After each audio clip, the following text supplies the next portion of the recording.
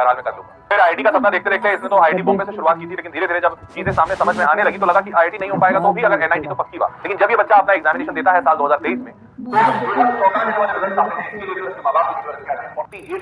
तो ऐसा मार्क्स जिसमें इस बच्चे को एनआईटी और आईआईटी तो छोड़ो, सरकारी भी छोड़ो, प्राइवेट तक नहीं मिला इस बच्चे को। और तब इस बच्चे की आंख खुली और उसको सच्चाई का सामना करना पड़ा। जैसे वो सच्चाई दिखी कि एक्चुअली में मैं कोई टॉपर ऊपर नहीं हूँ और जिंदगी इतनी आसान भी नहीं है। 48 परसेंटाइल में तो भाई कुछ नहीं होना। तब इस बच्चे ने अपनी कड़ी मेहनत शुरू की और वहां से खासकर अगर आपको बताऊं, जनवरी में इसके पहले अटेम्प्ट में 48 परसेंटाइल आया। दूसरा अटेम्प्ट दिया बच्चे ने, लेकिन दूसरे अटेम्प्ट में कुछ नहीं हुआ क्योंकि तब तक तो मोटिवेशन ही पूरा खत्म हो चुका था। बच्चे ने 12वीं तो दिया किसी तरीके से, 12वीं में नंबर मिला जुला के करीबन 75 से 80% के बीच में आ गए, तो किसी तरह से बच गया। लेकिन उसके बाद इसने 12वीं पे फोकस किया, दूसरे अटेम्प्ट पे फोकस भी नहीं किया। और अगर ध्यान दिया जाए तो जनवरी से ये बच्चा लगा रहा 2023 से, और जनवरी 2023 से वापस इसने एग्जामिनेशन दिया जनवरी 2024 में, और वहां से वहां एक साल में इसकी जर्नी यहां तक पहुंची।